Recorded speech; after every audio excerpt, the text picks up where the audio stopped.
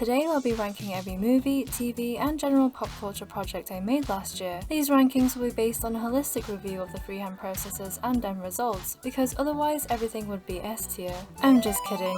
Or am I? Up first, the Vote for Pedro t-shirt. Although I'd been wanting to make movie-inspired projects for a long time, this was my first one. In terms of the process, I felt like I ran around in circles quite a bit, especially when it came to the sleeves. What is this? But overall, I'm pretty pleased with how it turned out. It was also the first time I tried duplicate stitching, and I'm really glad I used it for the text. Something else I learned when it comes to generic bottom-up knits was that knitting sleeves from the armhole can leave a ridge that, depending on the yarn, can also sit funny. Knitting the sleeves separately before setting them in would have been a better move with this one. The shirt goes with a lot of my wardrobe, and it's just a fun reminder of one of my favourite movies. I'd give this project a solid B. It could have been better. This is my Jennifer's Body sweater. There are many like it, but this one is mine. This sweater was my biggest project ever, and little did I know it at the time. There was a steep learning curve, and it was my first time using the alternating cast on for the rib, as well as knitting pockets and a hood. Admittedly, I could have done the whole thing in knit, but I think that the crochet additions gave a really nice effect and a neat finish. However, I cannot even begin to express, again, the absolute turmoil that was duplicate stitching in all 333 hearts. Looking back, it honestly feels like a fever dream, and has branded itself onto my brain as an entire core memory in its own right.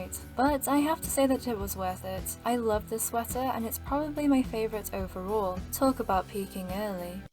I might not be okay for saying this. I'm genuinely considering making it again, but with a different yarn and colour work method. It just makes me happy every time I look at it or wear it. I only wish that it was a little bit longer like the original, as stitching the hearts in shrunk things down a bit. This project is a definite S, even with the minor adjustments I would make. Regret? More like regret.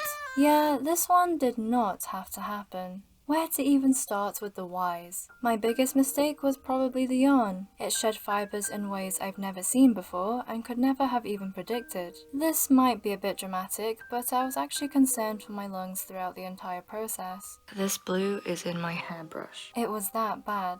Not only that, but despite the albeit insufficient testing, the colour run on the planet motif was also pretty tragic. In hindsight, I should have just gone with a different yarn, but little did I know that it would only get worse as time went on. So, with the shedding alone, I haven't actually worn this sweater properly since finishing it, and I probably never will. I'm still thinking of ways to reuse the yarn, and it bothers me that I likely can't make anything wearable with it. And yes, before you ask, I washed it so many times and ways, but it never got to a reasonable amount of shedding. All of that being said, I do like how fun it is, and I am pleased with the silhouette and fit. If it was just the same but as a plain sweater, I would probably wear it a lot. This one gets an E for evil. I definitely discovered my limits with this one. The cool Lisa top. Long story short, it was difficult. Not only because freehanding colour work with only several discontinuous cartoon frames as reference is a disaster waiting to happen, but because I decided to use a 4-ply yarn with 3mm needles to knit an oversized t-shirt.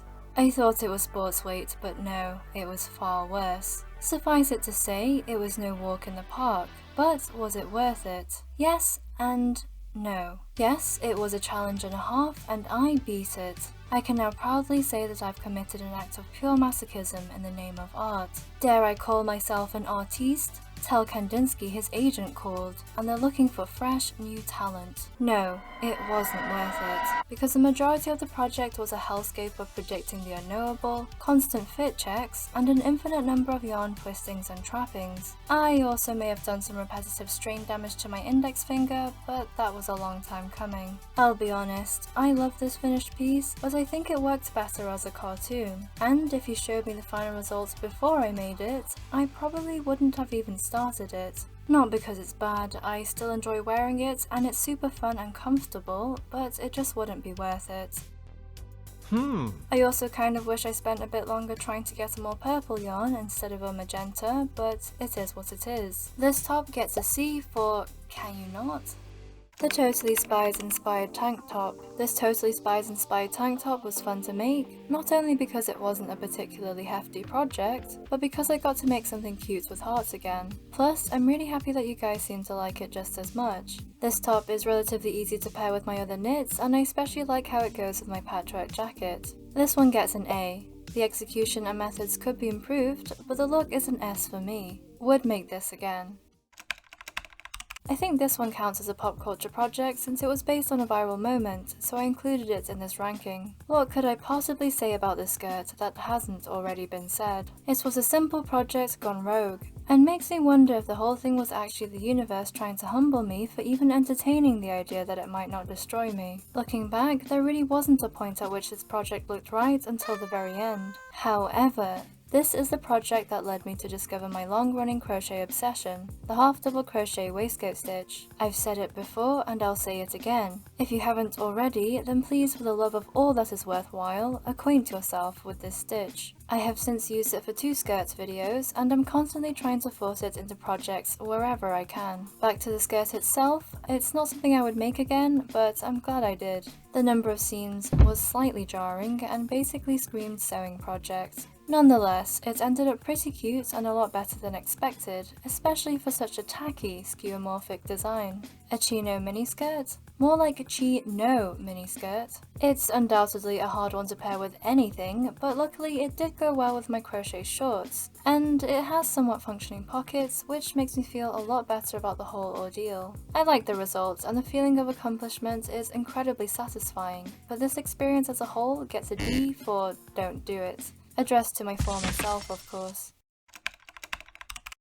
I really liked this sweater when I first finished it. It's warm, soft, and gives a classic, might I even say preppy look that, if anything, is familiar in its non-core qualities. I wanted to make a wardrobe staple that, although quite plain and ordinary, was actually created as an homage to an iconic movie scene. We love a subtle queen, and I can only aspire. However, despite the very intentional reference, I just can't get over the fact that this sweater looks more like one of the Knives Out sweaters than the Devil Wears Prada one. That, and the Aran yarn is just too heavy, and I think it would better suit a looser fitting sweater in general. Clearly it also isn't cerulean, but I didn't mind that part so much because I really like the powdery tone of this blue. So really, there is a part of me that would like to make this one again with a lighter yarn weight and perhaps a completely different colour altogether. I enjoy the comfortable experience of knitting the simple silhouettes and cables, but we'll have to see. For the current sweater and its yarn, I'll likely keep it as is, but depending on future projects, I might just recycle it in a heartbeat.